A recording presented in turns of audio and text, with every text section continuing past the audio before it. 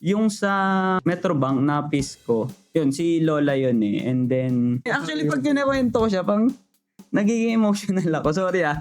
Yeah. Nung, ewan ko, nung nasa Metrobank din kami, may ganito rin kami interview and pang naiyak ako pa sudden din. Hindi ko alam. Basta, kala ko hindi na ako magiging emotional this time.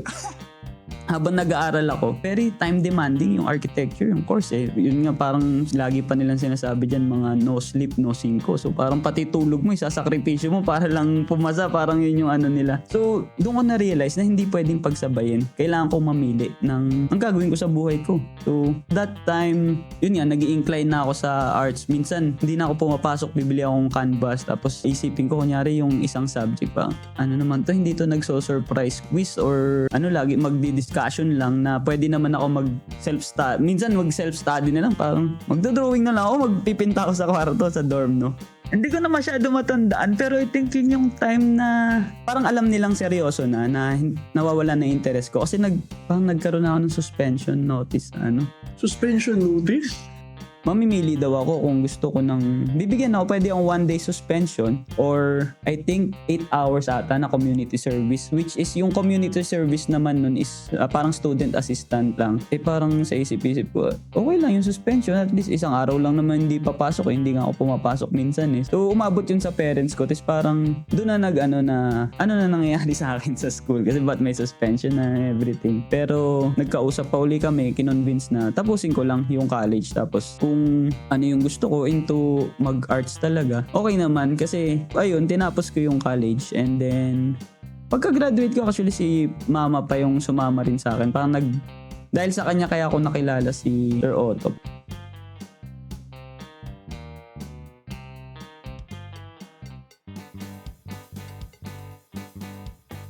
Ben, Punch! muna congrats sa mid. Thank you. Metrobank Awards, Design and Excellence. Mm-hmm. Diba? So, nanalo ka ng special citation last year. Oh, last year. Ano na, 2026 na pala. Yeah, well, a few months ago. Pero 2025 nangyari yun. Ano? Tapos may bagong poll ngayon yung made.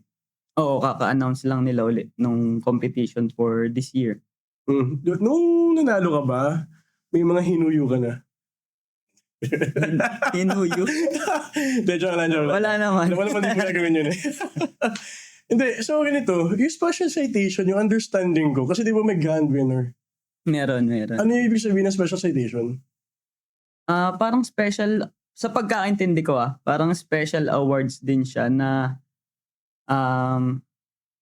at least almost tie ata dun sa grand prize, pero dahil sobrang liit lang nung nung parang pagitan sa judging or criteria, bibigay na lang nila dun sa halos nung grand na special citation. So sa pagkakaalam ko, nag-iiba yung numbers of special citation every year. Parang hindi definite kung ilan yung magiging special citation, kasi parang kung ilan nga yung almost winner, parang ganun. So parang katulad this year, dun lang sa acrylic and oil painting yung dalawang special citation. Dun sa dalawang categories pa, isa lang yung naging special citation.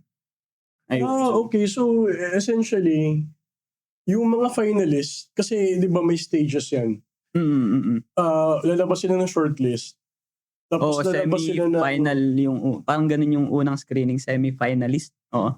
Then finalist. Tapos doon namang gagaling yung mga awardees. Tapos yung top 3 or 2, depende kung paano yung judging. Kung gaano kalapit yung scores. Doon nagbe-base kung ano yung citation. Parang ganun ang pagkakaintindi ko actually, kasi actually first time ko sumali yun nga last year. So so parang hindi ko talaga masyadong pa talaga kung paano yung pero sa mga kwento ng iba, yun yung parang basehan ng special citation. No? So essentially, nanalo ka talaga. Oo, ang ganun na. Kumbaga by a hairline lang yung Oo, kaya yung pati yung special citation, hindi na pwedeng sumali uli nung competition. Okay. Kasi parang, yun na, essentially, winner ka na and part ka na nung pang program ni MADE. Oo. Paano ka ba sumali? Paano mo na, kasi essentially, marami naman tayong kaibigan na nanalo na dyan, no? So, paano mo nalaman yung about a contest. Tapos, last year. Tapos, ano yung events leading to that? Leading to you joining?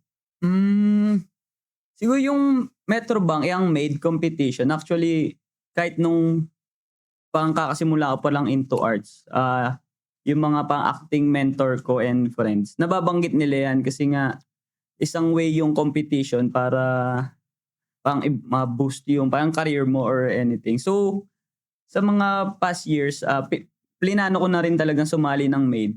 Nagkakataon lang talaga na nagiging busy and yun, last year lang ako nakasali. So, matagal ko siya pinaplano na and nung last year parang yun, desidido ako actually nung nakakatawa nung nakita ko yung post niya sa I think Facebook ko nakita yung post nung for 2025 competition. So around November 2024 siya ata nag-post yung Metrobank. And time na yun parang nakikinig ako mga podcast about manifestation. So prinin ko agad yung post. Dinikit ko dun sa pader sa kwarto. And ayun, nakakatawa lang. Kahit dinikit ko sa pader, muntikan ko pa rin siya makalimutan. Parang last week of Feb ko na naalala. Tapos pag-check ko, yun nga. Last week of March yung deadline of submission, yung online. So, kahit ang aga ko parang plinanong mag-prepare. Nagkaroon na lang ako pang a month, no? So, mahaba pa rin siya, pero hindi yun yung in-expect ko na dapat magre-ready ako ng mas maaga. Pero inisip mo ba na since a month na lang, hindi na ako sasali? Oo, pumasok din actually sa isip ko yun eh. Pero, yun nga, tapos during this time, nasa alitap-tap ka, di ba? Oo, nasa alitap-tap. Kasi gusto ko lang i-share yung kwento mo na may nakita ka isang sasali din. Hindi naman.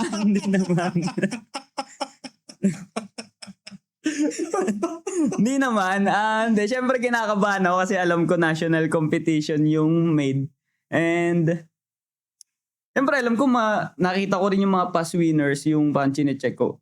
Magaling talaga yung nananalo. Pero ang nasa isip ko nun, basta something nangyari na pang naisip ko. Oo nga pala, yung made is for parang upcoming artist. So mga hindi pa tumana pag solo show. So criteria yun, diba? Parang criteria siya para maka-join. So, parang medyo nabawasan yung kaba ko na, so parang sabi ko, baka may chance pa rin na at least ma-recognize yung work ko kahit sumali ako. Kasi nga, hindi pa naman nakapag-solo show. So, feeling ko, yung medyo mga master level, hindi naman sila makakasali pa. Hindi sila makakasali actually. So, ayun, tsaka, dahil nga ilang taon ko na balak sumali and parang nung taon na yon,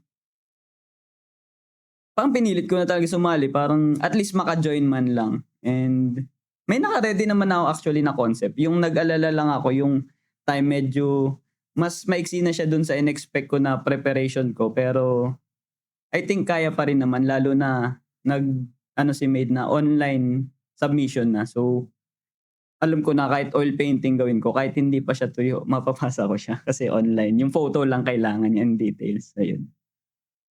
Tapos sa alitap-tap ka nito before, yung ginawa mo siya? Oo, sa alitap-tap ko siya ginawa. Oo. So, actually parang part of na rin yun, nung process ko na pumunta talaga ako ng alitap-tap para siya gawin. Kasi mas gusto ko yung environment sa alitap-tap. Kasi nga, tong alitap-tap artist community. So, ayun ko, iba yung pakiramdam within the place na lahat gumagawa and everything. Tapos close to nature. I think sa parang character ko mas gusto ko rin ganyan yung medyo presko yung hangin. Medyo probinsya yung pakiramdam. Kaya, ayun, doon ko nagawa yung sa So, you mentioned na pumunta ka sa alitap-tap kasi part ng process mo. Yung environment. Yes, oo. I think. So, pwede mo ba i-expound kung ano ibig sabihin nun? Paano siya nag-i-influence sa painting mo? Well, I think yung sa pagpipinta ko kasi, mahalaga yung parang condition mo, yung parang status mo kasi mas clear yung parang mind mo and everything. Tapos I think na medyo nata-translate ko yung parang kasi more on pang emotions yung pinipaint ko. So mahalaga rin kung ano yung pakiramdam ko during habang nagpe-paint, no. So ayun dapat ano. Tama ba yung understanding ko na parang hindi ka nagsa-start with the concept pero nagsa-start ka with the feeling? Actually parang ganun. Mas nag-i-start sa feeling and kasi sa'kin nagsisimula talaga sa feeling and then parang dun mo na nanggagaling yung concept ko since kadalasan nagre-reflect ako on ano yung pakiramdam ko, what I'm feeling, kung bakit ganun nararamdaman ko. And yun yung sinusubukan kong i-translate into canvas. Siguro para maramdaman din ng iba or ayun, dun na magsisimula yung parang discussion na ano. Sige, so since ganun yung process kasi 'di ba, iba-iba yung konsepto ng ibang artist kung paano sila nagsa-start, yung proseso, hindi konsepto. Kasi there are some who start with a concept, tapos from that concept saka sila makakagawa. Meron din iba na nagsa-start sa isang idea, hindi pa nga siya concept eh. Kung may nakita na silang bato na naglanding sa isang sa tubig, tapos yung ripples, 'di ba? May mga ibang artist na ganun or like iba nagka-cut out, iba nanonood ng sine, iba pumupunta sa mismong lugar kung saan ang galing yung idea nila or inspiration nila dun sa paggawa ng art, diba? So with you, let's make it more concrete dun sa process para you can walk us through it. Gamitin natin yung example ng Metrobank painting mo. So yung sinubmit mo, yung winning piece mo dun sa Metrobank painting, i-flash natin dun sa Sige. ano natin yan. So yung ginamit mong painting dun, ang title is Gunita. And it's a painting of an old lady na nakaupo sa kama, tapos ang kita lang sa kanya yung likod. Tapos alam mong kakabangon niya lang. So walk us through that nga, kung paano mo siya nabuo at kung paano mo siya naisip. So yung work ko, no? So yung lola na nakatalikod dun, lola ko siya. And within yung sa process ko, kasi part ng process ko yung pag-collect ng photos siguro. Kasi parang yun yung way ko na makapture yung moment na parang instant capture. And pag magpipinta na ako, parang nagkakaroon ako ng visual bank na pwede kong balikan. At the same time, parang nababalikan ko yung pakiramdam. And yun yung sinusubukan kong parang natatranslate into canvas, into painting. So, yung sa Metrobank na piece ko, si lola yun eh. And then, can you recall ba? Oo nga wait lang. Pag kinikwento ko siya, pang nagiging emotional ako. Sorry Yeah. Nung nasa Metrobank din kami, may ganito rin kami interview and pang naiyak ako suddenly. Hindi ko alam. Basta, kala ko hindi na ako magiging emotional this time. Sorry. So, yeah. Balik tayo sa process, no? So, parang generally yung process ko actually is pang nagko-collect ako nung pang stories and everything. Parang umiikot din kasi yung works ko into parang yung experience natin bilang tao. So, kaya naglalaro talaga siya dun sa memories. Kasi yun lang naman yung para sa akin yung may access tayo na mag-reflect ng mga part ng buhay natin, yung mga nakaraan, di ba? So, yun, nagko-collect ako ng story, siguro yung photos, yung moments na pwede kong natatranslate ko and share ko through dun sa art. So, one way ko dun yung capturing ng photo para ma-capture yung pinaka-moment and babalikan ko na lang siya para parang pakiramdaman uli and then may transfer dun sa canvas. So, yung sa piece ko sa Metrobank, one of our last trips na kasama si Lola. I think December 2023. So, close kasi kami ni Lola and then Sa father side or? father side to si Lola. So, ito yung sa Nueva Ecija. So, close kami ni Lola and yung sa trip namin na yon, parang limited na yung rooms. So, kailangan maghiwa-hiwalay. So, kami naging mag-roommate ni Lola. And then, I think yung moment na yun, yung nakatalikod siya sa bed. Ano kami parang preparing for the day. Sa mga trips, mga papasyalan. And then, parang sakto talaga yung liwanag, no? Parang hotel yun from yung window. So, malaki yung window and ang ganda nung tama ng ilaw. Siguro parang bilang visual artist, parang umano na talaga, parang nakita ko na yung potential niya for a piece or yung parang composition niya, parang very painterly, parang gano'n. So, yun, kinapture ko yung moment na yun. So, tsaka feeling ko isa yung mga katulad ng memories na parang nag-stick sa atin. Kasi ano yun regular routine ni Lola. Na madalas ko na yun nakikita, very familiar yung ganong moment. Na sa gilid siya ng kama, tapos nag-prepare for the day. Kaya mapapansin kahit dun sa painting, magulo pa yung buhok. Yun. So nung kinapture ko siya, alam ko na ipipinta ko yun one day, parang ganun. Tapos, since si Lola yun, parang sinisave ko siya for something special na parang kung may, siguro baka solo show or anything, competition, no? So, well, parang hindi ko rin ako aware na parang yun na pala yung one of the last moments na kasama na si Lola. Kasi I think 3 months after nung trip na yun, namayapa na si Lola. So, nung in-announce yung maid, parang alam ko na kagad na yun yung isasali ko. So, hindi naman ako nag-expect na parang manalo talaga dun sa maid competition. Pero, parang tinake ko lang yung chance na, wala, parang ano yun kasi yung pagitan, December 2023 namatay si Lola. Yung photo. Tapos I think, March namatay si Lola, 2024. Tapos mid-November na, noong 2024 nag-announce. So alam It was the same year. Same year. So medyo mabigat pa talaga, and at the same time, actually yung production ko nun parang ang baba rin. Kasi parang iba rin talaga yung pakiramdam ko na yun nga, kakaano lang ni Lola.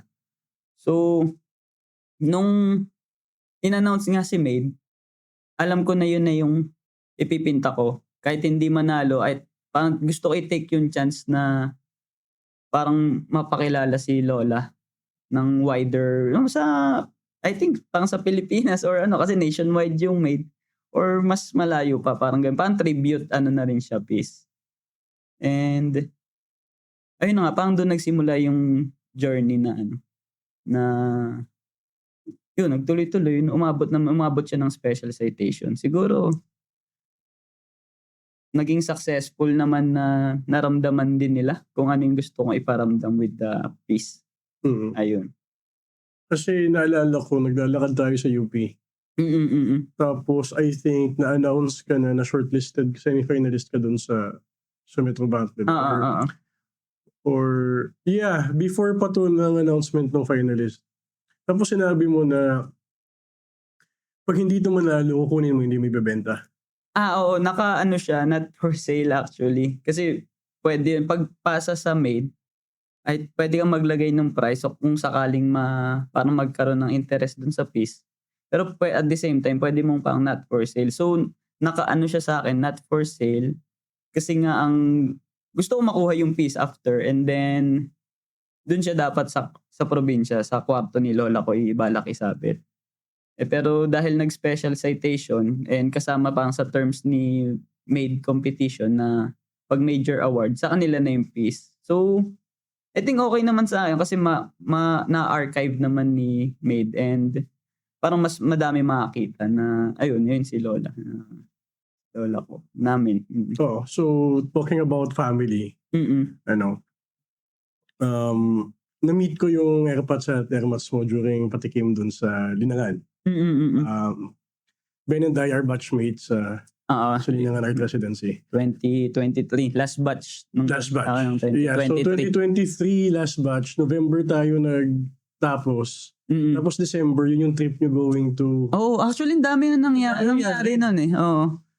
Oh, so parang medyo, ang ganda, ang saya experience nung residency, tapos nagkaroon ng trips with Lola. Parang biglang bagsak nung, parang basta marami ring ibang nangyari. So yung, pagkatapos nung medyo high, yung residency. Pagka, ni Lola, medyo down, parang low, Oo, kasi I think na-mention ng airpods mo yung lolo mo na during that time, kasi nag-uusap kami.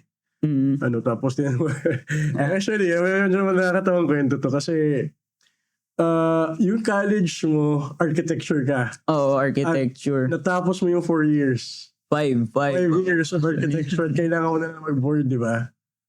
May apprenticeship pa, pero 2 years of parang lang yun, work. So, kayang-kaya naman na tapos yun nga, boards na lang. Oo, tapos you bailed out sa architecture, di ba? Hindi mo siya tinuloy. Oo, hindi ko tinuloy kasi buti natapos ko actually. Kasi yun naman yung napag-usapan naman namin yun nung family, yung parents na yun nga, muntikan pa ako mag-shift actually nung 4th year. Oh. So, architecture ka mag-shift ka to animation. Animation? That mag-animation. Kasi parang wala na talaga, hindi na yung architecture sa akin eh. Yeah. Hindi na yun yung calling ko that time. Pero nung nagsimula architecture, naman talaga. Ako naman namili talaga ng architecture. Parang along the way lang talaga doon na nagkaroon ng parang change of heart or Kaya, yun sa mga architecture dyan, saludo. Ang hirap actually.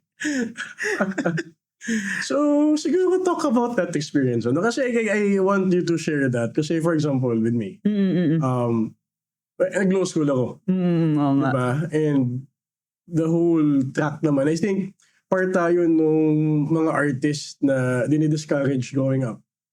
Diba, na mag-art for a living. Diba? Part tayo nung grupo na yun. So, kwento mo nga, paano nangyari? How did you convince your parents na magpipainting ka na lang? Wala, siguro part nga tayo ng group na yun na part ng pagiging artist, siguro matigas talaga ulo eh. Yeah. So, before you continue that, gusto ko lang ising ito. May nagtanong sa akin na asawa ng kaibigan ko. Paano ko ba i-convince yung anak ko na maging artist? Sabi ko, supportahan mo ng todo. Ibuhos yung lahat ng resources nyo na maging silang engineer, doktor, lawyer, pagsawain nyo. Kasi yung totoong artist, mag-rebelde. May paglalaban, may pinaglalaban, no? Ano yan, di ba? Pilitin nyo maging ganun, pilitin nyo maging professional. Yung totoong artist, lalabanan ka. Parang napansin ko, hindi yung skill yung magpapa-artist sa kanila. Hindi yung hugot nila eh. Yung hugot, tapos yung essentially yung pagkatao mo yung magdadala sa nga eh. Hindi, ang hirap pa rin sabihin kasi wala, may nakikita ako na parang at very young age, di ba, nag-workshop tayo. Ang dahil magagaling na at a very young age. Pero sa iba, hindi ko din talaga naramdaman na hindi pa yun mag-artist talaga. Kasi wala pa nga nung something na sa kanila, hugot ba? Or ano ba na term mo?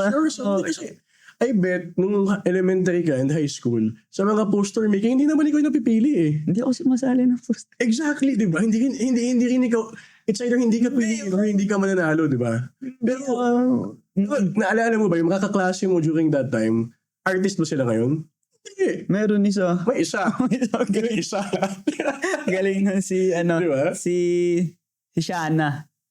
Anak ni Sir Jim. Sir Jim. Oo. So, naging kaklase ko siya, I think, grade 5 or grade 6. Pero yun talaga, batang-bata pa lang, galing na eh. So, well, artist ng tatay. Parang, so, wala naman siya dun sa bracket na, happy lang yan. Sige, anyway. Nasa na ba tayo? Paano mo na-convince yung parents mo na, kasi, side note din, sinabi ko yung airpods mo. Sabi ko, dito, kumusta yung feeling na may anak ka hindi architect? Ano sabi?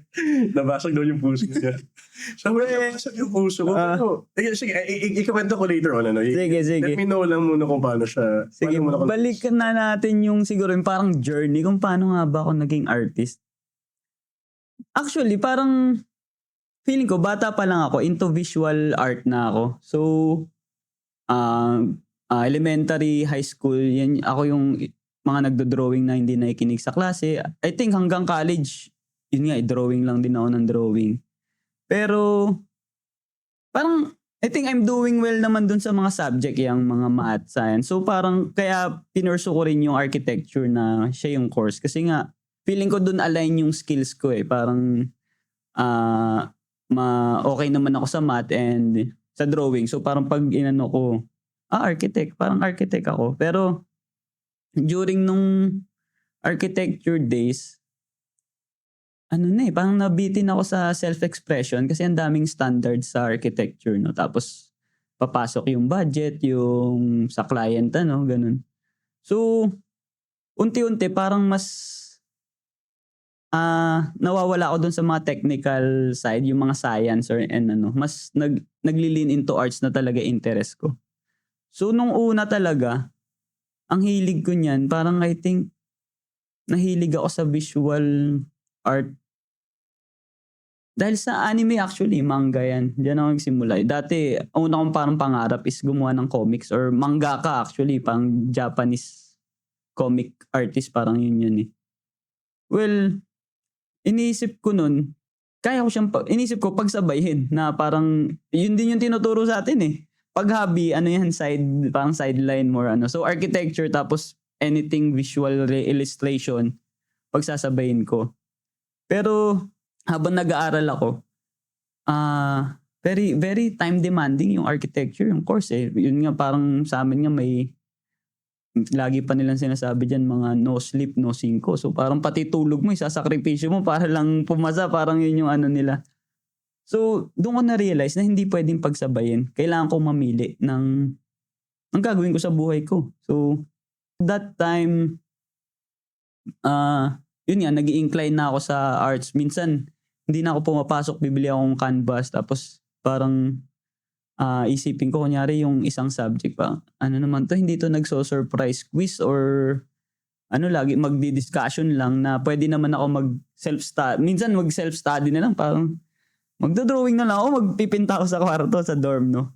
So, ganun, parang mas naglilin na ako towards yun nga, expression and everything. Tsaka, siguro mas dun yung hugot mo na rin sa buhay ng mga college days. Siguro yung at that age kasi, parang mas lumalaki na yung mundo mo eh. Mas madami ka na nakikita, mas madami ka nang gustong express and everything. So, ayun nga, nagsisimula nang bumaba yung grades ko. I think mga third year, mga ganyan. Nung medyo, at bumababa yung grades ko, I think, nun sa mga, parang major subjects. Yung mga archi-related talaga. Pero yung mga minor, parang kaya ko naman kasi hindi naman sa pero parang, yun nga, okay naman yung grades ko na ma-manage ko naman na kaya ko pumasa actually.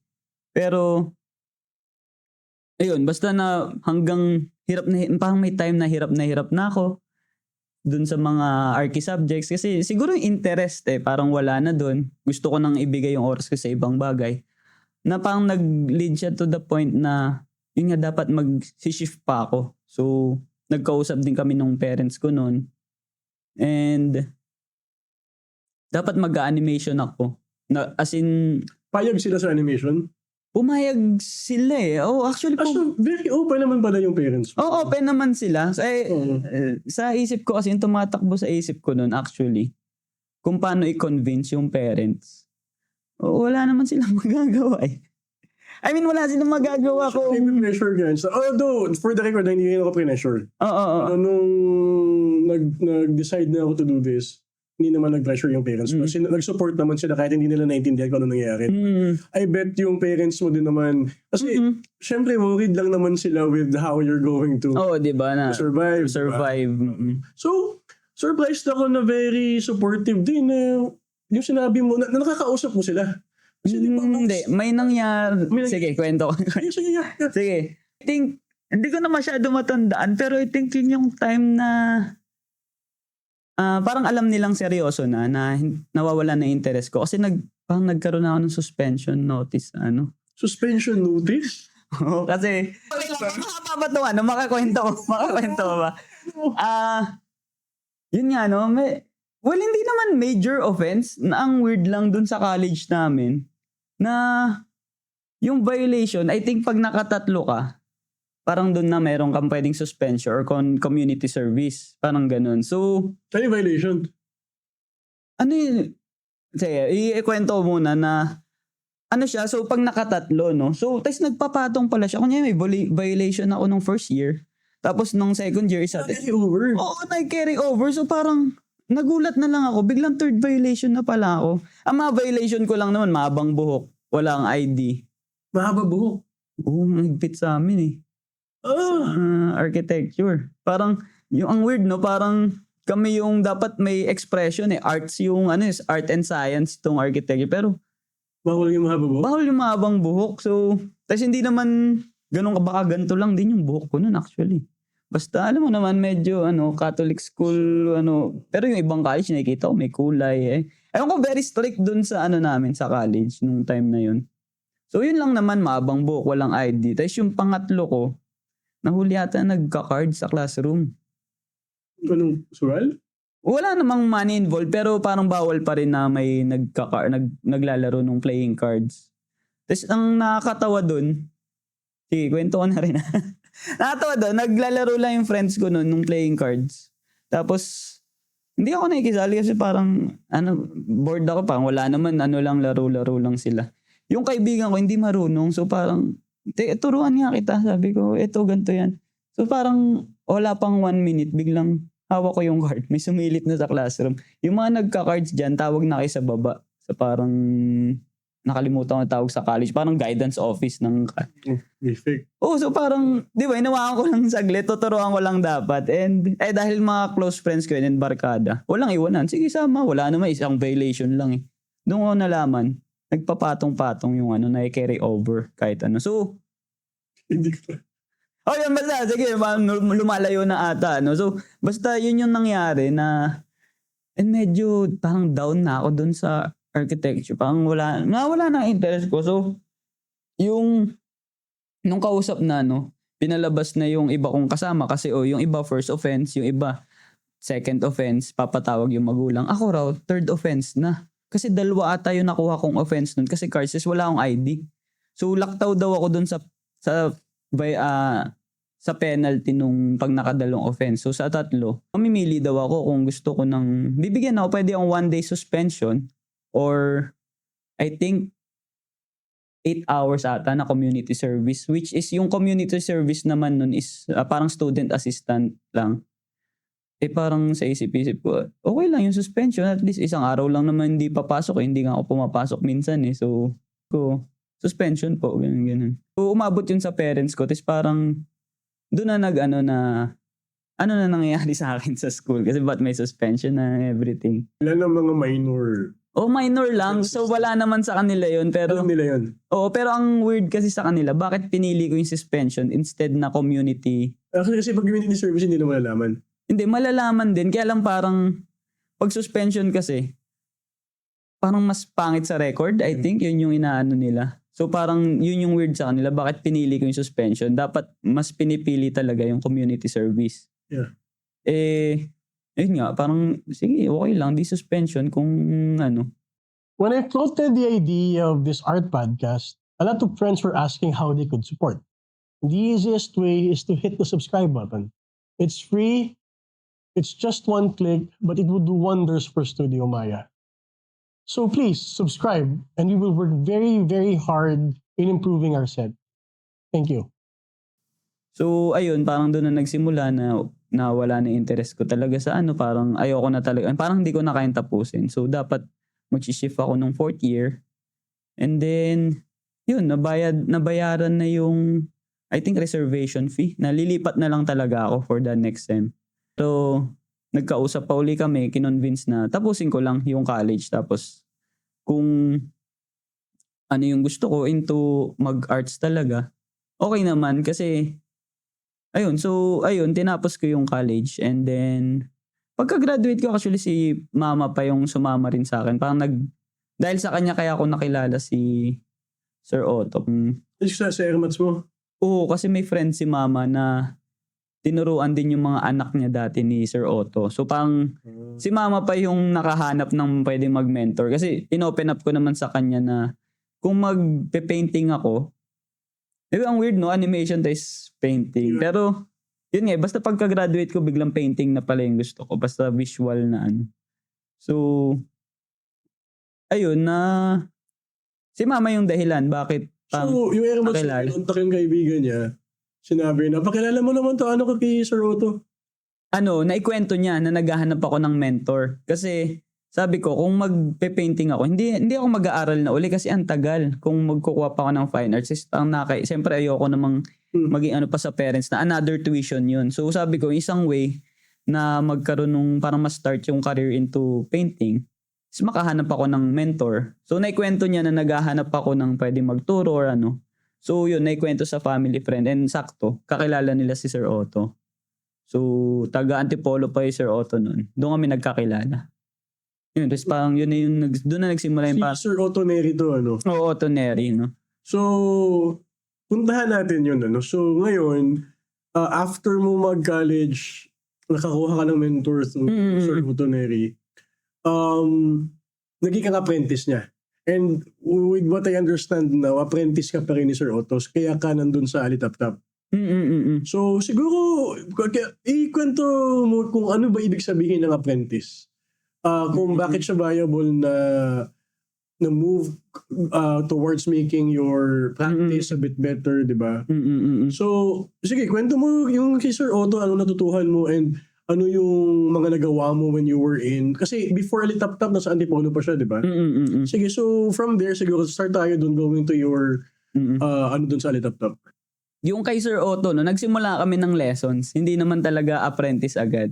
So, kailangan ko na magtuturo, parang nag one-on-one lessons yung ano namin para at least pa introduction into painting yung parang yung class, yung lesson plan, no. So, yun, nagsimula kami I think 7 sessions tapos nakita ni Sir Otto na parang seryoso ako to nagawing career. So, yung sa last session namin, sabi niya sa akin, yun nga, balak niya akong i-apprentice na kasi para magtuloy-tuloy ako na sa career na, no, i-guide niya ako.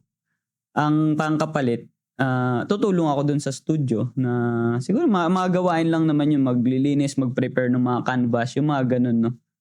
So, sa akin, from my experience, no, mahalaga yung magkaroon ng mentor. Kasi kahit yung mga parang new artist na pang nanghingi ng advice or anything, parang kung magbibigay yung advice, I think yung makahanap ng mentor. Kasi dito sa pang art scene, no? Well, yung skill talaga yung magbibigay ng attention para makita ka ng mga tao. Pero dapat. Pero hindi nangyayari. Dapat. Well, nangyayari din. Pero alam mo. One way actually. One way lang siya. One way siya, pero. One of the... Another story. Sige. Pero yun, kasi I think yung paggalaw mo dun sa art scene, yung mga decision, mahalaga na may mentor ka. Kumbaga, may mga veterano na sila dun sa eksena. May magaguide ka nila dun sa next steps mo, no? So, hindi lang skill yung matuturo nila sa'yo, pati yung parang paano mo i-navigate yung career mo within sa eksena. So, ayun, mahalaga kasi nga, feeling ko wala. Paano nag-evolve yung work mo? I think itong gawa mo dito sa likod, sa Antipolo yan, di ba? Hindi, sa Iloilo. Nung pumunta ako kanila, Ginawa mo to sa Iloilo? Hindi, yung reference. Pero, di ba? Ginawa ko siya. Kasi yung references mo naman are there to guide you. Pero yung nagkakaroon ng nostalgic effect, yung nagkakaroon ng soul yung gawa mo, depende dun sa nakakamdaman mo. Oo. Diba? Kasi, from what I understand dun sa mga sinabi mo kanina, yung photo reference mo is just there as a guide. Pero yung hagod, yung colors, yung effect ng buong paano siya nagiging mukhang memory kasi depende sa nararamdaman mo. Ito pang gawa mo na to, ginawa mo to sa Antipolo. Oo, sa Antipolo pa yan. So the point is kasi nakita ko yung mga Antipolo works mo. Lahat siya puro about langit. Kasi you've said, di ba? And as I've known you din as an artist is kung ano yung feeling mo, kung ano yung nai-influence ng atmosphere sa'yo, yun din yung lumalabas dun sa mga paintings mo. So, gusto ko lang sana sige, so how did si Sir Otto affect your evolution as an artist? Evolution, siguro yung progress mo. Tapos, paano naka-affect yung environment sa paggawa ng something artist tulad dito nasa gitna natin? Well, si Sir Otto, I think, pinaka natutunan ko sa kanya na may kita na sa mga pyesa ko is yung sa paggamit ng kulay. Sa kanya ko natutunan yung parang muted colors and everything na na-apply ko rin sa sa works ko. I think yung mga quiet na na mga eksena, mas parang nagkaroon ako learning yung ganong colors, yung parang color theory from Sir Otto. Nagkaroon ako ng tool na ma-express ng mas mabuti yung gusto kong ipakita dun sa paintings ko. So, siguro yung environment nga yung studio niya kasi nun sa Cloud9, so parang 360 view. I think dun din nagsimula yung mga painting na may mga langit, na puro langit. Kasi nga, parang nasa taas kami nun ng bundok. And yun yung view ko, parang 360 view na malapit ka na sa langit actually. So, ano yung mukhang mga apoy na, pababa ba siya pataas? Mukhang pababa. So, yan, pwede siyang pababa or pataas, pero inano ko to balikan ko kung ano yung nasa isip ko, paano ko siya ginawa.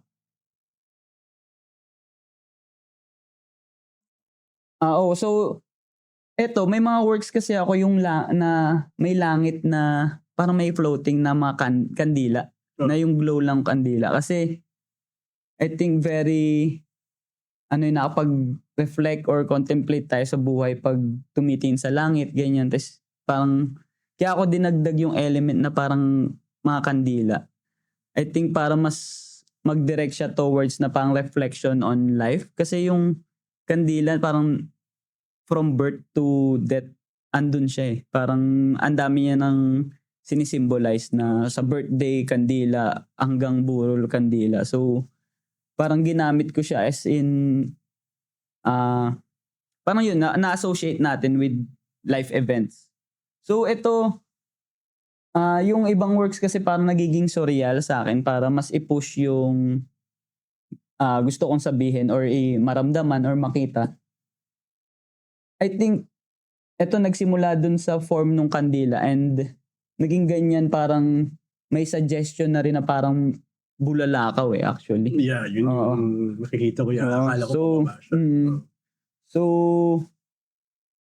ganun siya na parang pwede mo siyang interpret ng iba para depende sa viewer kung paano, kung ano yung parang entry point nila to interpret yung piece. Kasi sa akin naman yung bulalakaw parang yung mga hopes and wishes natin yan. So, ayun, and yung sa baba, yung mga grass na, hindi ko alam kung anong grass yan. Dandelion, yung di ba? Yung diba? lumilipad. Pero light na Aware ka ba na pag kumuha ka ng isang piraso nun, pwede ka rin mag-wish? I think, alam ko parang associated talaga yung mga ganyang, parang types of grass or sa mga ganong bagay. Kaya mo siya ginamit for this? Well, ano ba title niya?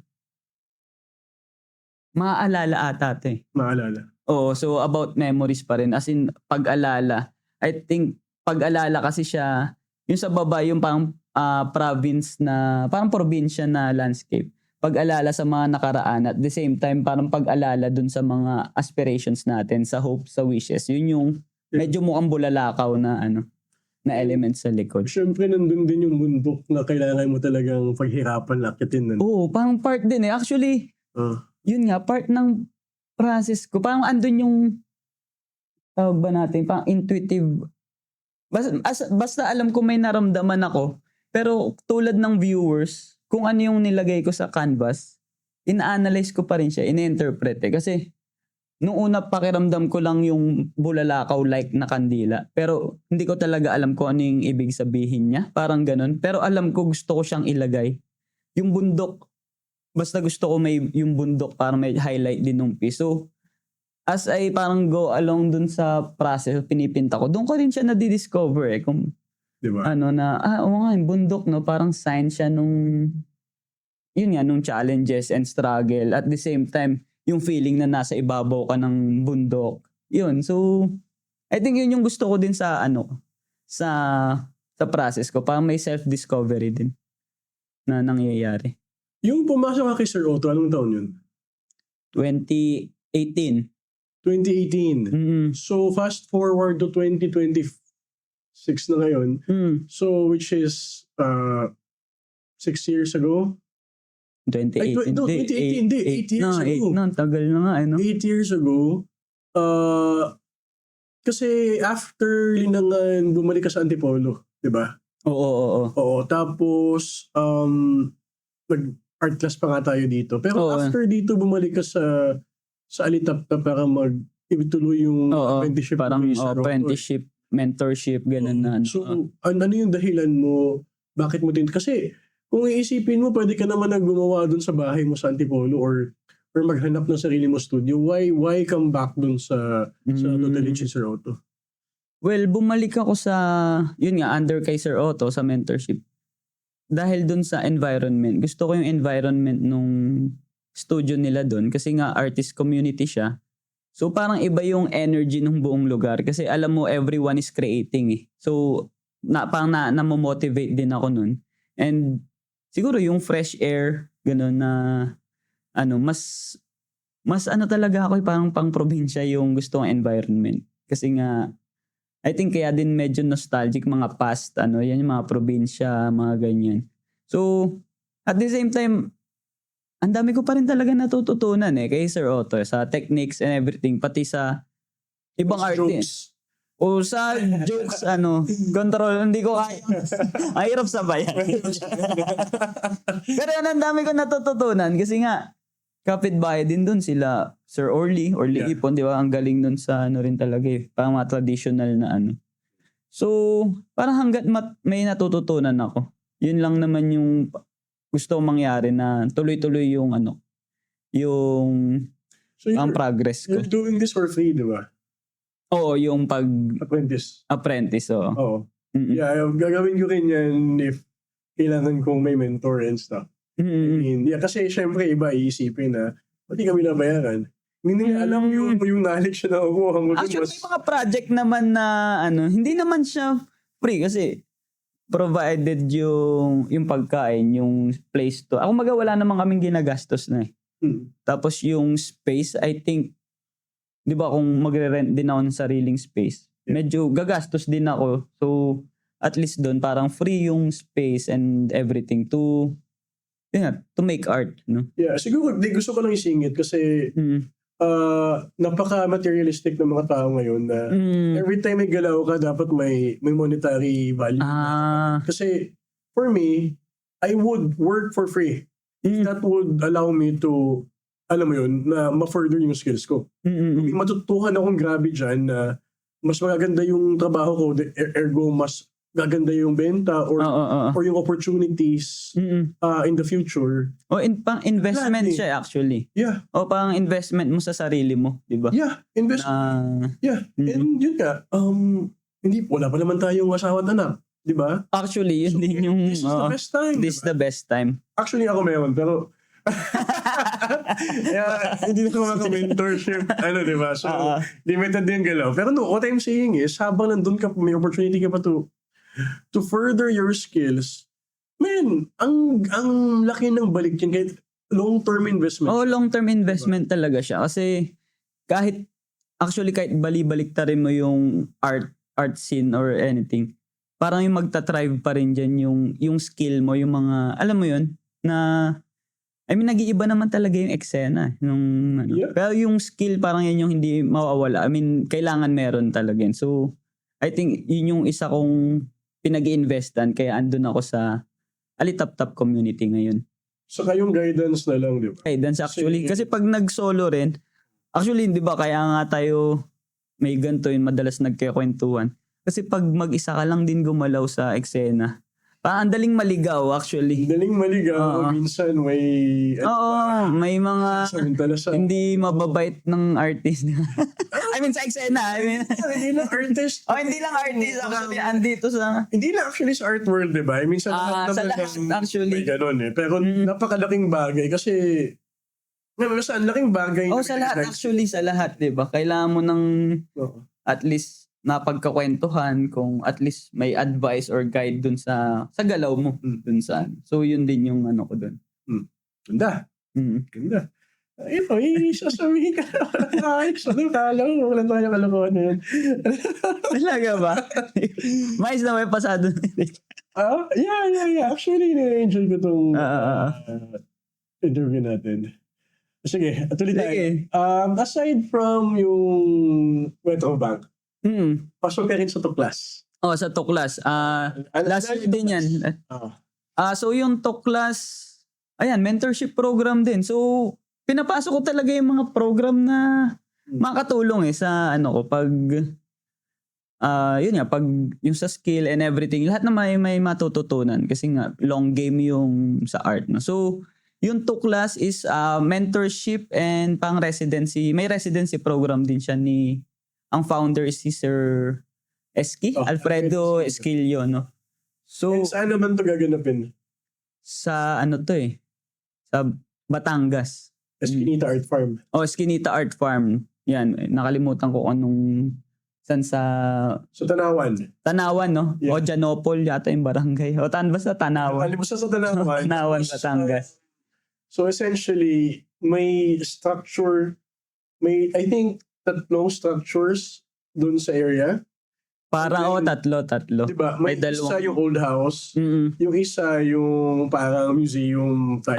Parang may mga personal collection na rin. Or basta exhibit area din siya. Exhibit area, diba? Yung mga collections sa church nandun.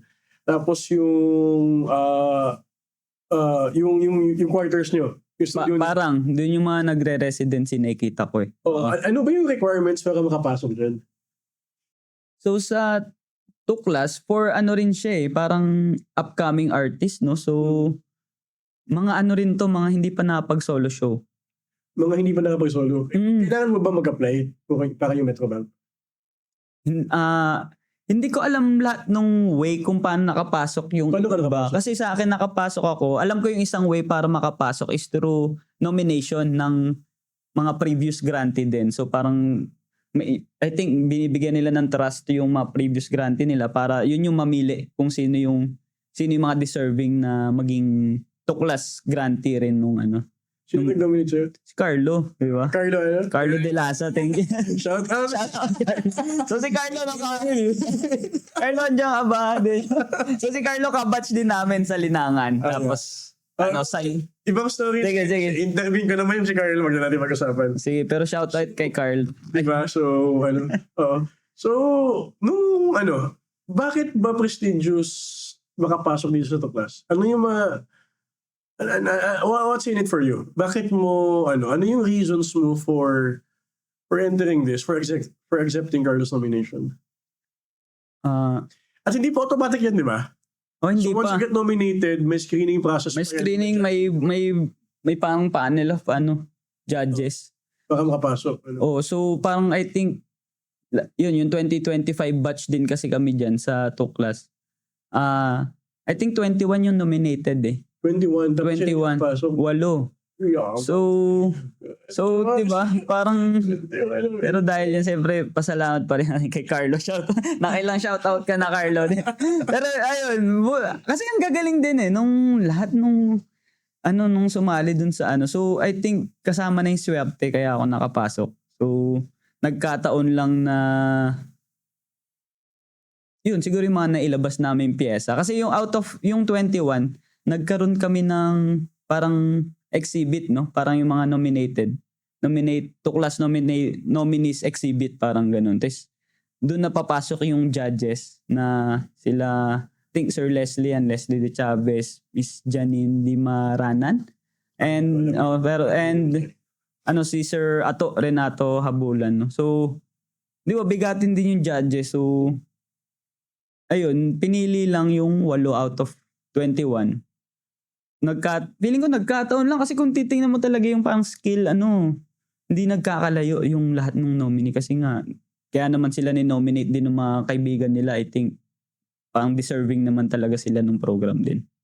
So, tinanggap ko siya kasi, siyempre yung learning pa rin parang another mentor parang, di ba, magandang opportunity niya rin na, ng ibang mentor, new learnings and parang yung crowd medyo iba rin, 'di ba? Magkakaroon ng And ayun ko, parang nawiwili nga ako mag-residency. Parang yun nga yung looking forward ako baka mapapasukin kong program kasi align with yung works na ginagawa ko. Gusto ko din kay sa works ko kasi nga yung past, parang yung connection yung hinahanap. So I think within residencies, ang dami niya na ibibigay sa akin na parang bago mga kwento kasi nagkakaroon ka ng parang deeper relationship within sa kasama mo Tapos may pinagkaiba kayo ng culture ng pero may kita mo pa rin kung ano yung what connects you. So ayun, kaya feeling ko yung residencies baka papasukin ko talaga siya ng mga program din in the future. So eto, hindi pa ako nagsisimula ng residency sa Tuklas.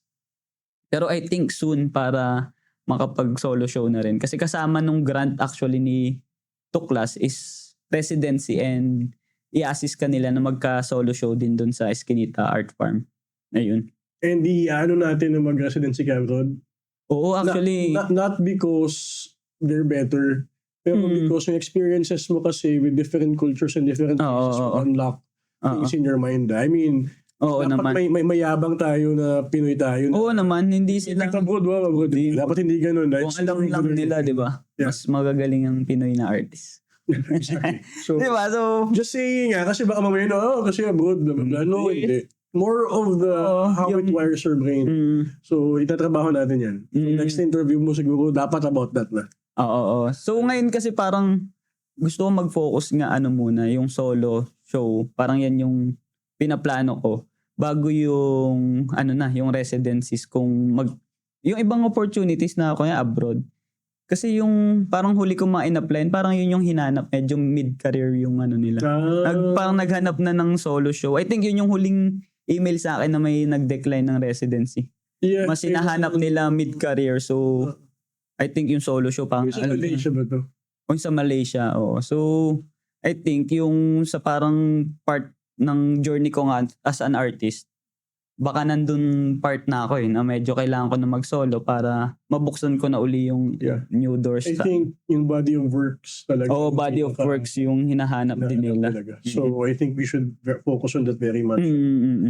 Yeah. So, anyway, another topic yan. Sige, so, part ka ng collective, yung Saysay. Part diba? Tayo. Kasama tayo dun. And mag-release tayo ng group show dito sa Maya. And can you talk about that show ba? Ano yung title and theme ng show natin? So sa February to, no? So sakto pala tayo, no? February parang... Last week of Feb. Last week, no? Yeah, parang, for National Arts Month. Arts Month. Tsaka tawag dito?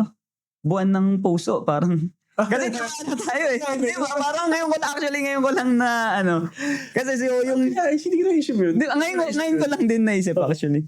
Kasi yung title nga nung exhibit natin ng show is Dama-Dama. Yeah, Dama. Oo, Dama. So nagsimula siya dun sa parang pagdama, no? Sa pakiramdaman yung mga bagay. So about nga siya na parang bringing back yung value sa pakiramdam, sa emotion, sa feeling. Kasi I think at this point, no, sa panahon ngayon na parang constant yung opinion, yung conflict about politics and everything, alam mo, social media. Nawawala yung value of empathy and everything, no. Parang mas mahalaga sa atin ngayon what is right. Hindi na siya about understanding. Na I think dapat yun naman yung totoong progress. Yun yung, conflict will always be part of progress. Pero yung sa atin, yung conflict nagre-result na lang lagi sa conflict. More conflict kasi pagalingan lang kung sino yung tama, sino yung alam mo yun, pero kung gusto nating yung conflict maging progress, ang dapat is magkaintindihan tayo and ayun nga, as a collective, dapat yung progress eh. Hindi naman pwedeng isa ka lang eh. Kung ikaw lang yung tama, sinong kasama mo, di ba? Parang ganun. So, itong dama-dama, I think para siyang ano rin eh, no? Yung parang pagmuni-muni.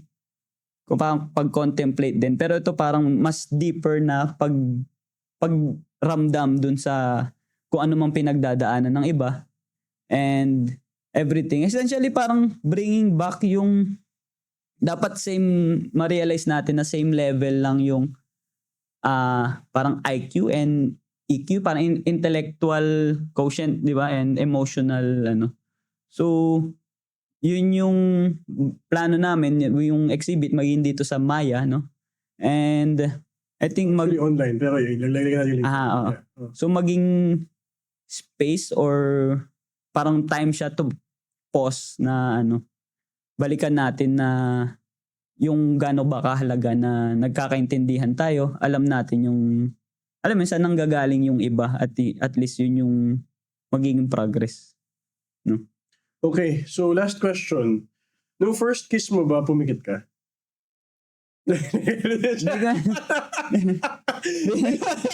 Di ka matanda. Gusto ko lang isingit yun, sorry. Baka isang mata. Baka hindi lumapat eh. Pag nakapikit baka sa iba. Hindi.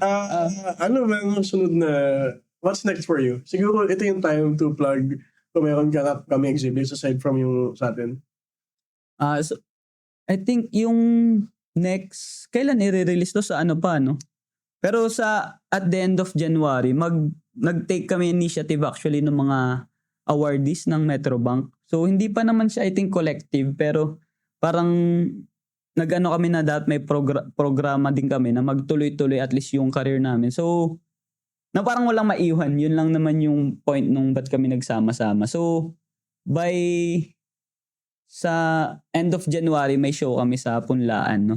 So, yun, invite ko lahat na pumasyal kasi sigurado magaganda yung works nun, magagaling yung mga kasama ko, no? So, tapos tayo. Show sa Punlaan, end of January? Oh, I think hanggang parang about a month siya eh. Parang so buong. So, pag-launch nitong episode, abot pa. May 1 week pa. So, 23. Yeah, I think so.